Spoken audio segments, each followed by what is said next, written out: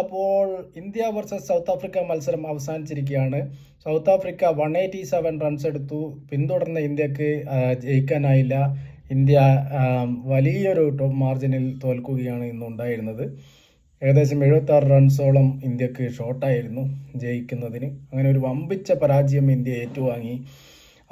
ഇന്ന് സാധാരണ പോലെ തന്നെ പ്ലേയിങ് 11-ൽ സൂര്യകുമാർ യാദവ് പറഞ്ഞു ഒരു ചേഞ്ചും ഇന്നുമില്ല എന്ന് പ്രസ് കോൺഫറൻസ് നടത്തി സൂര്യ പറഞ്ഞു. അവർക്ക് ഇന്ന് വലിയൊരു കനത്ത പ്രഹരമാണ് ഏറ്റിരിക്കുന്നത്. കാരണം ലെഫ്റ്റ് റൈറ്റ് കോമ്പിനേഷൻ തുടക്കത്തിലുണ്ടായിരുന്നെങ്കിൽ കളി കുറച്ചുകൂടി മാറി തന്നെ. സഞ്ജു സാംസൺ ആകട്ടെ ദക്ഷിണാഫ്രിക്കയ്ക്കെതിരെ നല്ല ഒരു റെക്കോർഡ്സ് ഉള്ള ഒരു പ്ലെയർ കൂടിയായിരുന്നു. ജോഹന്നാസ്ബർഗിലും ഡർബനിലും 2 സെഞ്ചുറികൾ അടിച്ച സഞ്ജു സാംസൺ T20-യിൽ തന്നെ സൗത്ത് ആഫ്രിക്കയ്ക്കെതിരെ മുൻനിരയിൽ തന്നെ ഇറക്കേണ്ട ഒരു താരമായിരുന്നു. അത് തഴഞ്ഞത് വളരെയധികം തിരിച്ചടി ഇന്ത്യ ഏറ്റുവാങ്ങേണ്ടതായി വന്നു. ഇന്ന് ഇഷാൻ കിഷൻ ആകട്ടെ 4 ബോളിൽ ഡക്കായി പുറത്തുകയാണ് ഉണ്ടായത്. അഭിഷേക് ശർമ്മയ്ക്കും വിചാരിച്ച പോലെ പെർഫോം ചെയ്യാൻ കഴിഞ്ഞില്ല. 15 റൺസ് മാത്രം എടുത്ത് പുറത്താവുകയാണ് ഉണ്ടായത്. സൂര്യകുമാറും തിലകും പെട്ടെന്ന് തന്നെ മടങ്ങി. തിലകാണെങ്കിൽ വളരെ പെട്ടെന്ന് തന്നെ ഇന്ന് മടങ്ങി. 2 റൺസ് അങ്ങാണ്ട് എടുത്ത് ആണ് പോയത്. അപ്പോൾ ഇന്ത്യക്ക് ഇനിയുള്ള മത്സരങ്ങൾ അങ്ങോട്ട് വളരെയധികം ദുർഘടം തന്നെയായിരിക്കും. കാരണം സൗത്ത് ആഫ്രിക്കയ്ക്കെതിരെ ഇന്ന് ഒരു കണക്കിന് തോറ്റത് നന്നായി. അല്ലെങ്കിൽ ഇനി ഫൈനലിൽ എത്തിയാലും അവിടെ ചിലപ്പോൾ സൗത്ത് ആഫ്രിക്ക തന്നെ ആയിരിക്കാം ചിലപ്പോൾ ഏറ്റുമുട്ടേണ്ടി വരിക, അറിയില്ല.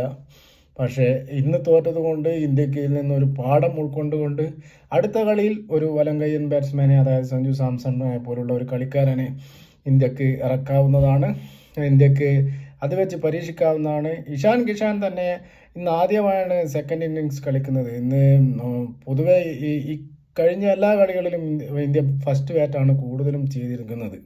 ഇഷാൻ കിഷൻ വന്നതിന് ശേഷം, അതായത് ന്യൂസിലാൻഡ് T20-ലാണെങ്കിൽ ഇഷാൻ കീപ്പ് ചെയ്തില്ല. അവസാനത്തെ മത്സരം മാത്രമാണ് ഇഷാൻ കിഷൻ കീപ്പ് ചെയ്തത്. ആ സമയത്ത് ഇഷാൻ ഫസ്റ്റ് ബാറ്റാണ് ചെയ്തത്. അപ്പോൾ ഇന്ന് ആദ്യമായാണ് പുള്ളി വിക്കറ്റ് കീപ്പിങ്ങിന് ശേഷം ഉടനടി ബാറ്റിങ്ങിലേക്ക് വരുന്നൊരു സാഹചര്യം ഉണ്ടായത്. മുന്നേ സഞ്ജു സാംസൺ ന്യൂസിലാൻഡ് പരമ്പരയിൽ കൂടുതലും ഇന്ത്യക്ക് ഒന്നുകിൽ ടോസ് നേടി ഇന്ത്യ സെക്കൻഡ് ബാറ്റ് ചെയ്യുകയോ അല്ലെങ്കിൽ ടോസ് നഷ്ടപ്പെടുകയോ ചെയ്ത് സഞ്ജു സാംസൺ കൂടുതൽ ന്യൂസിലാൻഡ് പരമ്പരയിൽ വിക്കറ്റ് കീപ്പറായി രണ്ടാമതാണ് ബാറ്റ് ചെയ്തുകൊണ്ടിരുന്നത്. അത് കുറച്ച് ബുദ്ധിമുട്ടാണ്. കാരണം ഓപ്പണർ കൂടിയാകുമ്പോൾ അതൊരു ബുദ്ധിമുട്ടുണ്ടാക്കുന്നതാണ്. ഇപ്പോൾ ഇഷാൻ കിഷാൻ ഇന്ന് പരാജയമായിരുന്നു. ഇനി അങ്ങോട്ടുള്ള കളികൾ എങ്ങനെയാണെന്ന് നമുക്ക് കണ്ടറിയേണ്ടതുണ്ട്.